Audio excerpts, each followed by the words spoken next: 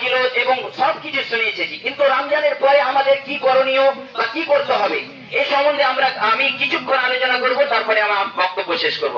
Brother ইসলাম, আল্লাহ রাব্বুল আলামিন আমাদেরকে মুসলমান রূপে তৈরি করেছেন, এটা আল্লাহ রাব্বুল আলামিন আমাদের শুকরিয়া আদায় করতে হবে যে আমাদেরকে আল্লাহ রাব্বুল আলামিন মুসলমান ঘরে জন্ম দিয়েছেন এবং আহলে হাদিস রূপে আমাদেরকে রেখেছেন, আহলে হাদিস পরিবারে আমাদেরকে রেখেছেন।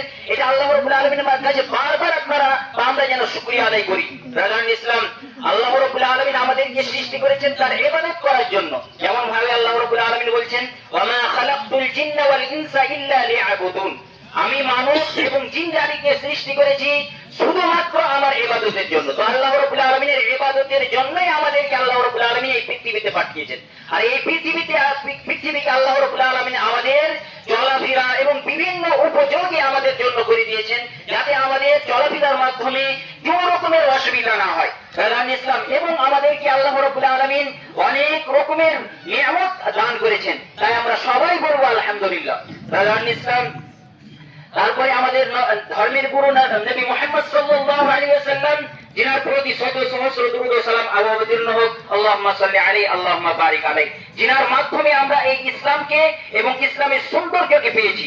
ব্রাদার ইসলাম, তো কথা হচ্ছে আমরা এক মাস রোজা রাখলাম, রোজা রাখার পরে আমরা যে এই ট্রেনিং এর মাস এই আল্লাহ রাব্বুল আলামিন আমাদেরকে দিয়েছিলেন, আমরা রোজা রাখলাম এবং নামাজগুলি আদায় করলাম, সঠিক টাইমে নামাজগুলি আদায় করলাম। এইভাবে যেন আমাদের কন্টিনিউ আরো 11 মাস, অর্থাৎ সামনে যে রমজান আসছে সেই পর্যন্ত যেন এইভাবে চলে, এমনকি আমরা যতদিন বেঁচে থাকবো এইভাবে যেন আমরা চলতে পারি। আল্লাহ রাব্বুল আলামিন আমাদেরকে তৌফিক দান করুন। ব্রাদার ইসলাম, আমি ওই সমস্ত লোকদেরকে বলবো যে যারা এক মাস রোজা রেখেছিলেন, আল্লাহ রাব্বুল আলামিন তাদেরকে যেন আজকে খুশি, তাদেরই হচ্ছে আজকে ঈদ বা তাদেরই হচ্ছে আজকে খুশি। আল্লাহ রাব্বুল আলামিন নবী সাল্লাল্লাহু আলাইহি ওয়াসাল্লাম বলেছেন, মান সামা রমাদানা ঈমানান ওয়া ইহতিসাবান গুফিরা লাহু মা তাকাদ্দামা মিন যামবিহি, যে সমস্ত ব্যক্তিরা আল্লাহ রাব্বুল আলামিনকে খুশি করার জন্য এবং নেকির উদ্দেশ্য নিয়ে রোজা রাখলো, আল্লাহ রাব্বুল আলামিন তার বিগত সমস্ত গুনাহকে maaf করে দিল। তাহলে একজন ব্যক্তির যদি বিগত সমস্ত গুনাহকে maaf আল্লাহ রাব্বুল আলামিন করে দেয়, তাহলে তার থেকে আর ভাগ্যবান কেউ হতে পারে না।